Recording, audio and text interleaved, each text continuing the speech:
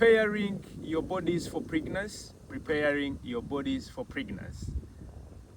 And today we want to dive into the mental health aspect.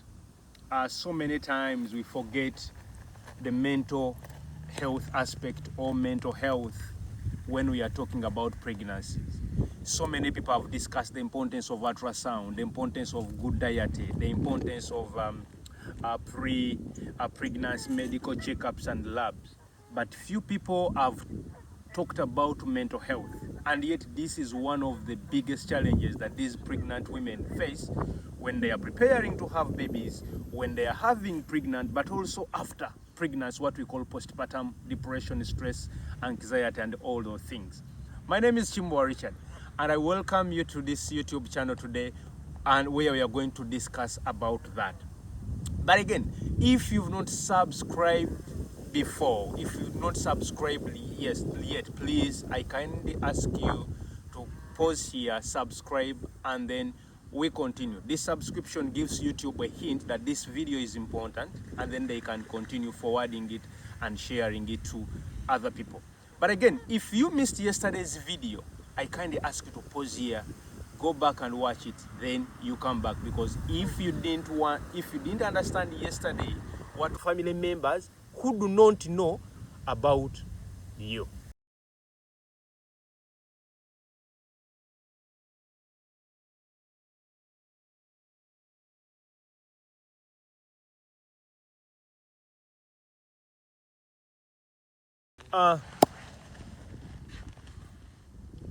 Thank you so much for watching the previous video. So again, mental health refers to preparation of your body to handle all the mental health issues that are going to come with pregnancy.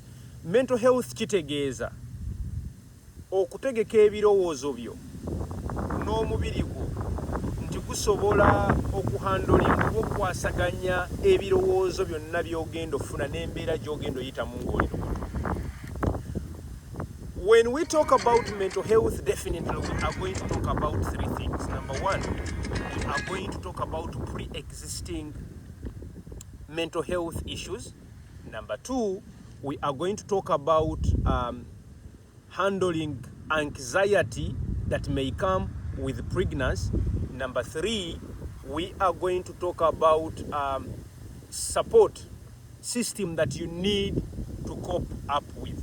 Bwe twogera ku mental health tugenda kwogera ku bintu bisatu. Ekisooka tugenda kwogera ku bizibu by'ebirowoozo oba endwadde z'ebirowoozo omukyala z'oyinza okuba nazo nga tonnafuna lubuto.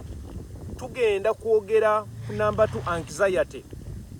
Anxiety kwe by'ebirowoozo ebitiisa oba ebikontana by'ogenda okufuna, by'oyinza okufuna ng'ofunye olubuto. Ensonga ey'okusatu tugenda kwogera ku wandibadde ofuna support system ki oba wandibadde ofuna group ki ez'abantu ezisobola okuyamba okuhandolinga ebizibu ebyo ng'oli lubuto. Now, katwogere ku point eyasoose gye twagambye nti existing mental health conditions oba ebizibu. Twogera ku bizibu ng'ebirowoozo by'okwagala okuggyawo obulamu bwo. Twogera ku bizibu by'obutaba natulo oba obutasobola kwebaka. Twogera ku bizibu ebyekwasa ku byendya, omuntu abalya ennyo oba abatalya ennyo. So when we are talking about existing mental health challenges, we are talking about issues like depression, stress, insomnia, suicidal tendencies, feeding related mental health issues where some people eat a lot and others do not have appetite at all. So we need to find out, you need to visit your medical practitioner, you need to visit your doctor, you need to visit a mental health specialist to actually evaluate you to find out if you have any of these things. Now the challenge is many of us, especially ladies, we don't know if we have these mental health challenges or if we do not have them. But according to the recent census in Uganda, which showed that 50% of actually Ugandan population has mental health challenges.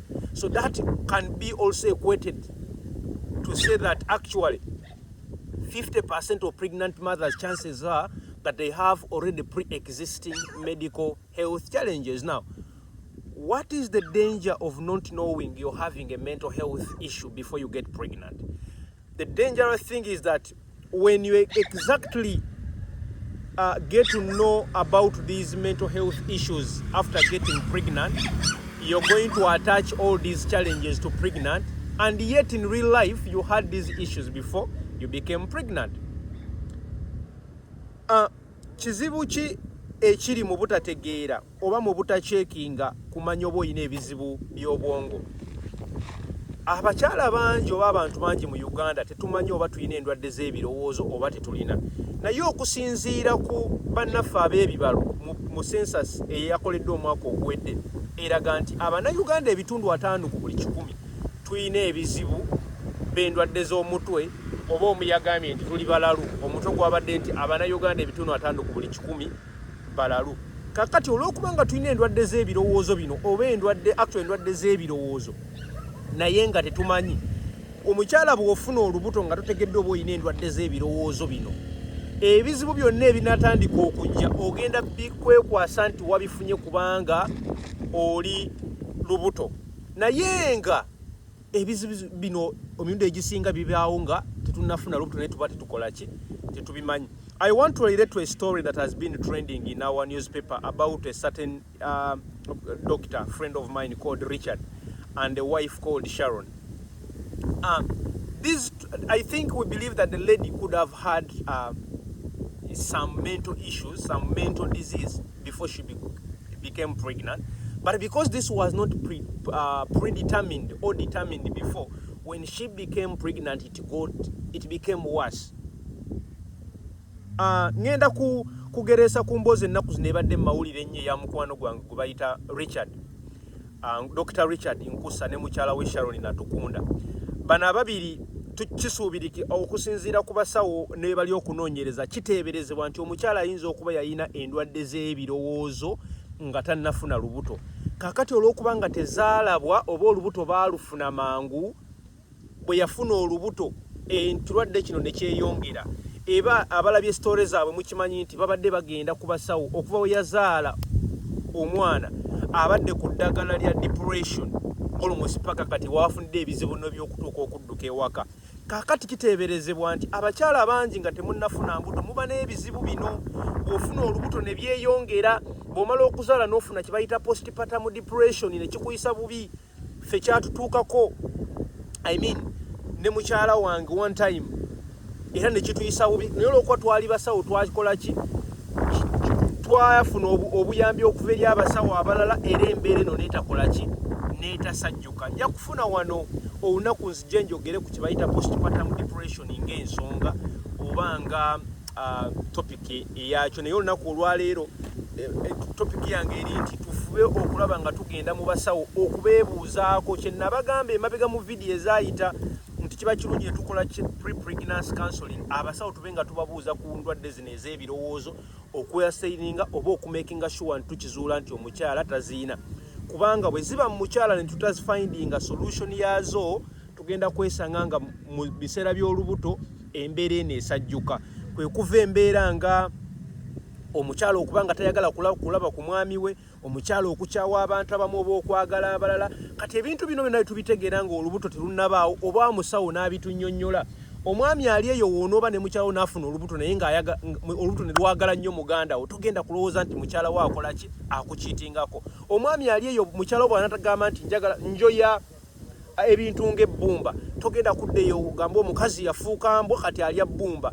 Bw'onoolaba ng'omukyala yeekola ebintu ebitategeereka nga gamba ayagala kuwunyiriza ssaati yo, ogenda kitegeera nti byakola byali okwe-experience nga tabikola nti abyagala, wabula abikola kubanga alina homoni ez'enjawulo eziri okuba released mubiri gwe oba eziri secreted, era ogenda mutegeera. Ensonga lwaki nkubiriza nnyo abaami nti twenyigire nnyo mu process eno omukyala nga tannafuna lubuto ndiwe tuba tugenda okulaba abasawo baffe abakolagana n'endwadde z'ebirowoozo ng'omukulu Kyamagero Andrew tumakinga sure nti batunnyonnyola fembi ebintu bino byensomesa olunaku olwaleero. The things I'm talking about today, even if you're busy as a couple, you can book these sessions online. You just need to get a mental specialist and you ask him to give you details or to talk about what to take you through a screening of mental health to determine if your partner or your wife actually has mental issues or they don't have mental issues. This is actually going to be very, very helpful